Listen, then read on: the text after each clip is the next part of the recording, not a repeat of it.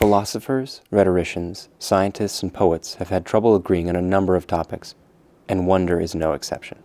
Part of the difficulty of finding a definition of wonder can be attributed to language itself.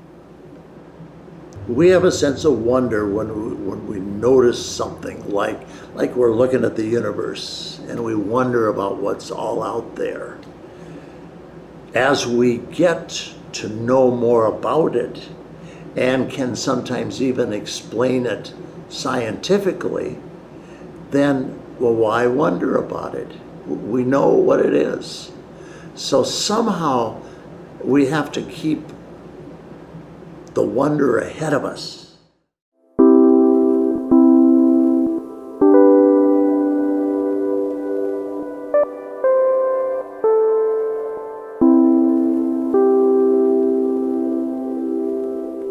When you talk about wonder, it's that curiosity.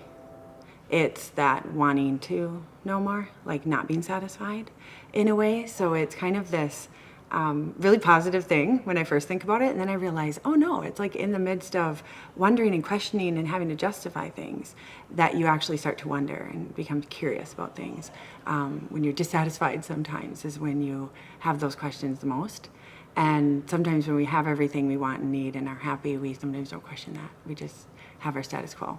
And so it was interesting. I thought, I don't know where wonder comes from. I was trying to figure out where it comes from. And I'm like, I don't know if it comes from good or bad, or if it just is part of, reflection.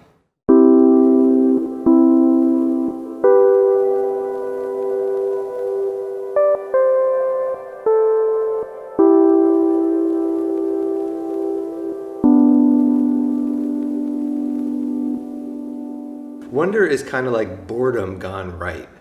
And I heard a story on the radio probably a year ago that talked about the dangers that young people are facing now around technology. And it's not that texting is going to ruin our capacity to write a complete sentence, and it's not that email has destroyed our notion of the English language. It's that by being interrupted so often, we're not in a position anymore where we can get really bored.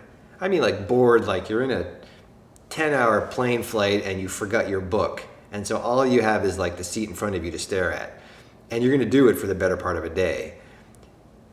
All of the imagination and the daydreaming and the things you could have done, or the last thing you said to someone, or the project you were building, you end up like spinning that over in your head, and you're thinking in these images, and you revise, and then you edit, and then you make another one up, and suddenly 10 hours has gone by.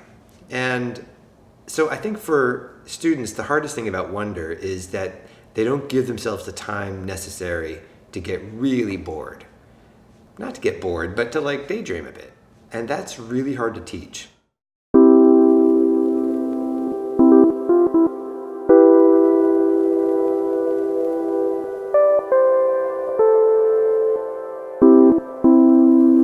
That is the most significant moment of wonder, right? Where you look around and you say, why is there something instead of nothing at all? What Parmenides called the question of being, right? And that's the most wonderful thing about the universe itself, that it exists. Why does it exist? How did it come to be, And I think, the interesting thing about that issue of wonder is that this is what makes us human, right? Mm-hmm. This is what distinguishes us. Our capacity for self-reflection, our capacity to step out of whatever we're doing and say, wow, look at this, And that's a mysterious thing that no one really understands, So for the Greeks especially, the root of consciousness was wonder, When consciousness becomes aware of it, when the human being becomes aware of itself, it becomes aware of itself through wonder, and then it tries to answer these questions.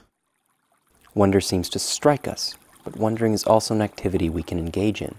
We wonder about things we do not understand, but the unknown also provokes awe or fear, so wonder could be mingled with these emotions too. Wonders are marvels in the sense that they are objects beyond immediate comprehension that somehow demand our admiration. Wonder might happen to us suddenly, which gives rise to the term wonderstruck.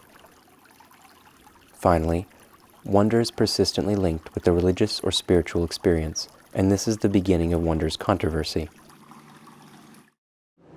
From the beginning of time, I think, because God has dealt, the transcendent has dealt with us human beings, that if any of us are thinking about things and reflecting and praying, it's going to need naturally to wonder, because there's so much more than just present human existence.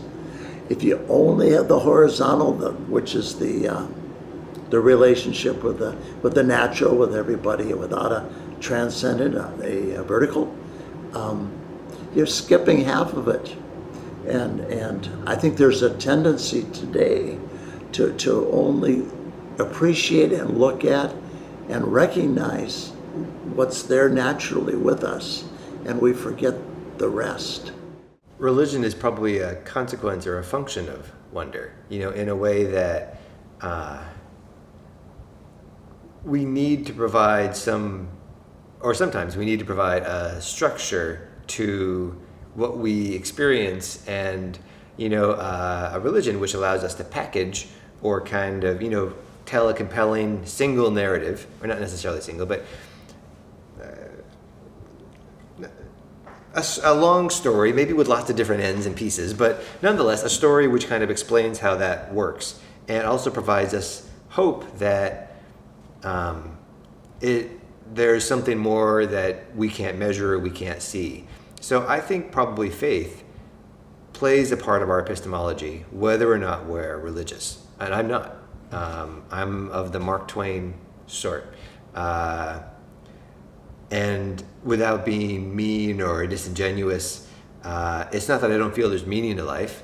I feel you better take advantage of the heartbeats that you have, because when that's done, you're over. I might also be of the Robert Frost persuasion, although I really don't think there's a deity, and I certainly don't think there's a deity out there who's like got a big magnifying glass and just having fun.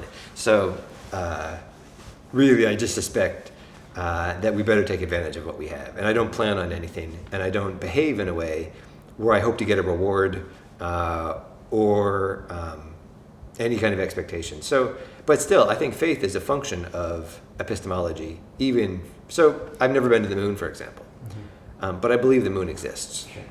I've never gone at light speed, but I believe Einstein. So, I think it's a measure of how we engage information, and of course, wonder's got to be a part of that. What's changed is society itself. That especially urban civilization has kind of weakened the capacity to wonder and dampened it. And so if you live in a city, for example, like I do, you have to constantly replenish it. You have to go out and do it yourself. And that is probably less true in a place like this, right? Because you go out and you look at the stars and you think about them and you go, oh my God. I mean, there are 100 billion of these in our galaxy alone. 100 billion, and our galaxy is 100,000 light years across, And those simple facts, of course, restore to you a sense of that fundamental sense of wonder that Plato was talking about, and that, sort of marks the human being. What happens in this society now is that we're drawn away from that. We're drawn away from that because, take the question of being, why is there something instead of nothing at all when it really dawns on you? When you feel it in its full force. It's an amazing thing, right? But is there an answer to it? No. And so it would be considered by a technological society that is driven by imperatives of some kind of survival to be a pointless question, a useless question, right? It has no purpose, But it's the source of all of those investigations that created technological society. We have entered the information age. In a data-driven culture, it becomes easier to justify an approach to education that de-emphasizes the importance of a student's desire to ask deeper and more probing questions.